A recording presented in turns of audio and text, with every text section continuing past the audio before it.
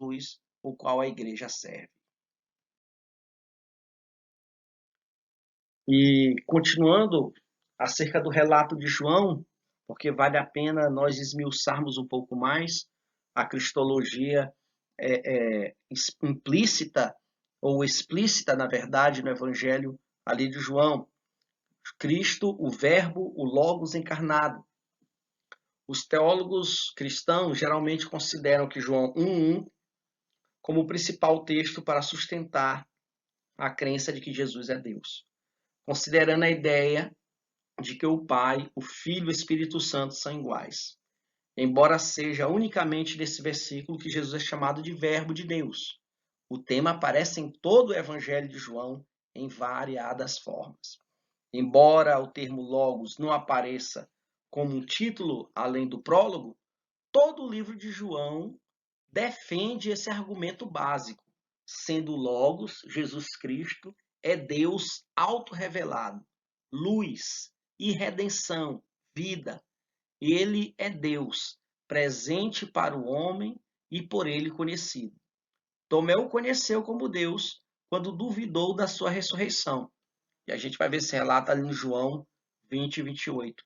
Mas o Logos também é, de alguma forma, diferente de Deus.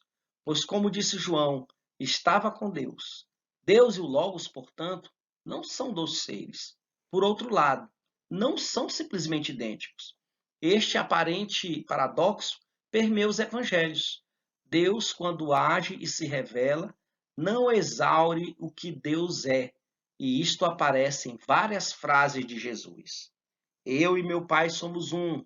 Evangelho de João 10:30. O Pai é maior do que eu. João 14:28. Assim, o Logos é Deus, ativo na criação, revelação e redenção. Jesus Cristo não apenas traz a palavra de Deus aos homens, ele é a palavra, o Verbo. E esse entendimento é o que foi proclamado no Credo Niceno Constantinopolitano, resultado do primeiro concílio em Constantinopla em 381. Só para falar desse concílio niceno, dois grandes concílios, né, o concílio de Nicéia e o concílio de Calcedônia, foram feitos para tratar das questões tanto de trindade quanto de cristologia. E é no concílio de Nicéia que nós vamos definir, que vai ser definido, eu digo nós, mas na verdade os homens, os sábios ali de Nicéia, os cristãos e ali pais da igreja ali em Nicéia, eles vão definir a cristologia, a eternidade de Jesus. Jesus Cristo é Deus, como o Pai é Deus, como o Espírito Santo é Deus. É no concílio de Nicéia que vai se tratar do nascimento virginal de Jesus Cristo, né, que ele nasce ali de uma forma sobrenatural, soberana, através ali de um ato do Espírito Santo de Deus. Então, tudo que permeia Jesus Cristo na cristologia foi tratado e definido através das Santas Escrituras, interpretados ali no concílio ali de Nicéia. Hoje atual, né? Hoje atual Turquia. Tanto Nicéia como Calcedônia fazem parte da atual Turquia dos nossos dias. E aqui está um dos grandes mistérios que permeiam a natureza de Jesus Cristo. Quando nós falamos da natureza de Jesus Cristo, nós não podemos deixar de falar da sua natureza hipostática ou união hipostática de Cristo. E que, como vocês veem na figura, né, na imagem aqui ilustrativa, a união hipostática de Cristo trata da união das duas naturezas. Porque Jesus Cristo ele era homem e Jesus Cristo era Deus. Jesus Cristo era Deus e Jesus Cristo era homem. E não era metade homem, metade Deus. Não era 50% Deus, 50% homem. Pelo contrário, Jesus era totalmente homem e totalmente Deus. E não me pergunte como isso podia acontecer, né?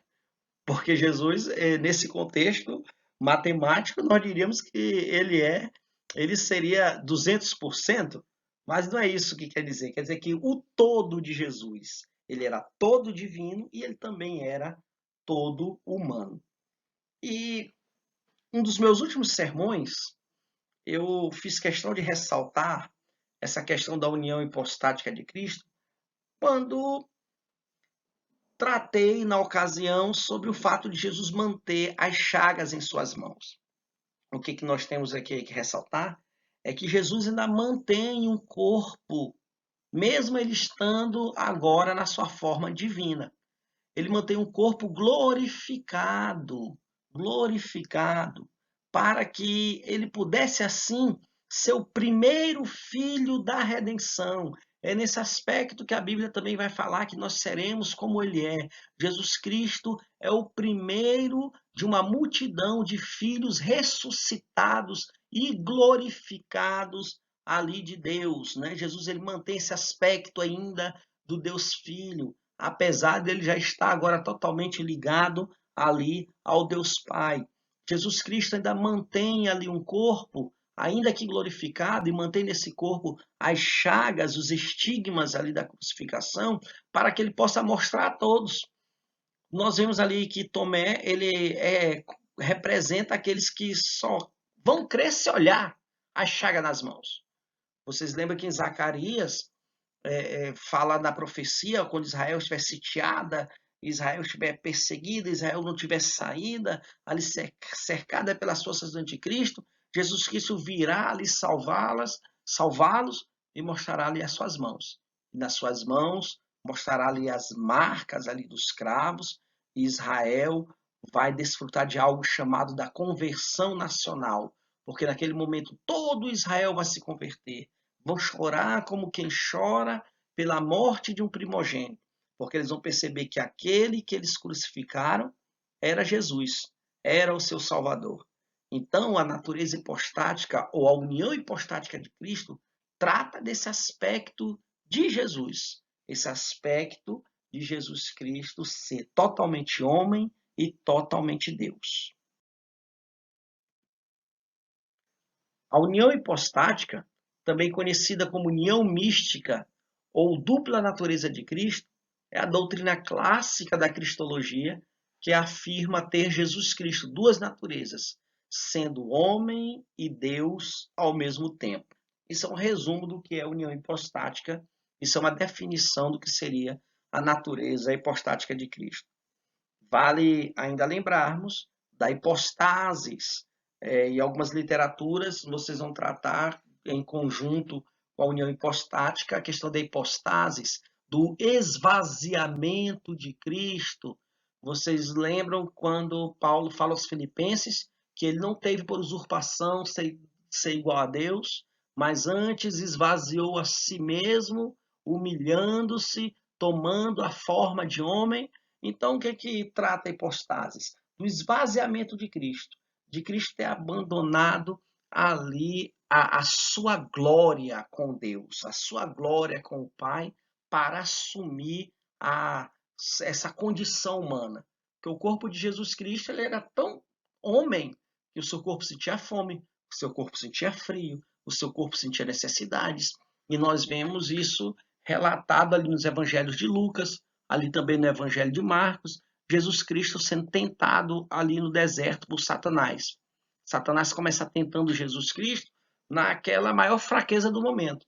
Jesus estava 40 dias e 40 noites ali jejuando, e a primeira tentação ali de Satanás vai ser na questão da sua necessidade básica. Se tu é filho de Deus, manda que essas pedras se transformem em pães. E aí Jesus dá aquela resposta maravilhosa: nem só de pão viverá o homem, mas de toda a palavra que sai da boca de Deus. Jesus se entristeceu. Nós vemos Jesus Cristo antes do Gólgota, Jesus Cristo naquela cena ali marcante no Getsemane, chorando a Deus, sabendo que logo, logo ele ia beber do cálice amargo do abandono, o cálice amargo da crucificação. E aí ele vai dizer, vai orar ao seu pai para que o pai ali o livrasse daquele cálice, que se possível ele não bebesse daquele cálice, mas sobretudo que seja feita a tua vontade, disse Jesus. Eu quero lembrar aqui, irmãos, que o cálice não era a crucificação, de maneira nenhuma. Jesus sempre soube que teria que passar pela crucificação. Mas o cálice ali que Jesus falava era do abandono ali que ele sentiria. O abandono ali dos amigos, dos discípulos e principalmente, o cálice do abandono ali de Deus. Porque para que houvesse salvação, Jesus ele precisaria morrer como o pior dos pecadores. E como morre um pecador? O pecador ele morre sem Cristo. Quando morre um filho de Deus, Jesus estende a mão, Deus estende a mão, os anjos vêm buscar a alma daquele filho de Deus. Mas quando alguém morre sem Deus, ainda que porventura ele venha clamar, Deus vira o rosto para aquela pessoa. Foi assim que Jesus morreu. Quando ele morre ali sem Deus, porque ele precisava morrer sem Deus, Deus ele vira o rosto. É nesse momento que ele clama: é Deus meu, por que me desamparaste? Esse era o amargor do cálice que ele viria a beber. Ter ali o desprezo de todos e principalmente o desprezo ali do Deus Pai. Para que nós pudéssemos receber o amor de Deus Pai, ele precisou ser desprezado pelo Deus Pai. E agora nós vamos tratar dos 3 ofícios de Jesus. O primeiro ofício de Jesus é de profeta. O segundo ofício de Jesus é de sacerdote. O terceiro ofício de Jesus é rei. Então Jesus ele é profeta, Jesus ele é sacerdote e Jesus ele é rei. Jesus é profeta, Jesus é sacerdote e Jesus ele é rei. Ele é profeta como se a palavra de Deus ali em Hebreus vai mostrar que Jesus ele era assim profeta. Ele era profeta porque é como já foi anunciado, como já foi falado aqui, porque Moisés ele disse que viria outro ali que seria como ele, outro profeta como ele. E vamos lembrar dessa relação do Sermão do Monte com os 10 mandamentos. Os 10 mandamentos são anunciados ali do monte, pelo grande profeta de Deus, e nós temos Jesus Cristo ali falando da lei e falando ali da sua lei moral, da mudança de vida, através ali do Sermão do Monte. Também falando ali no monte as leis de Deus, o que Deus queria ali para o seu povo. Outro profeta ali como Moisés. Na verdade, um profeta superior ali a Moisés, né? Você vai ler Hebreus capítulo 1, vai dizer o quê? Que Deus havia falado primeiramente pelos profetas e agora ele fala através do Filho. Você vai observar que é disso que Hebreus capítulo 1 vai estar falando, desse ministério profético da pessoa do seu Filho Jesus Cristo. Jesus ele também é sacerdote. E no ofício de sacerdote de Jesus Cristo, nós podemos fazer uma análise interessante que todo sacerdote e sumo sacerdote, ele vinha da linhagem ali de Arão, né? A linhagem dos levitas. E Jesus é um sacerdote diferente, como você vai continuar lendo Hebreus, e você vai ver que Jesus é sacerdote, é sumo sacerdote, na verdade, chefe dos sacerdotes, e é um sacerdote de uma ordem diferente, porque Jesus ele não é da tribo de Levi. Jesus é de qual tribo? Ele é da tribo de Judá, não é isso? Então, ele é um sacerdote diferente, ele é sumo sacerdote, assim como Melquisedeque. Lembra ali do Gênesis? Quando Abraão, o pai da fé, ele vence aqueles reis, ele pega o despojo, ele leva ali o despojo, ali os dízimos ali daquele despojo, e leva até Salém, até o rei de Salém, um rei que era rei e sacerdote ao mesmo tempo. Olha a correlação com Jesus. Jesus também ele é rei e também é sacerdote. Até porque a palavra Melquisedeque, Malequisedeque, significa o quê? Rei e sacerdote, sacerdote e rei, o que era Melquisedeque. Então, por isso que Hebreus vai revelar que Jesus era sacerdote da ordem de Melquisedeque.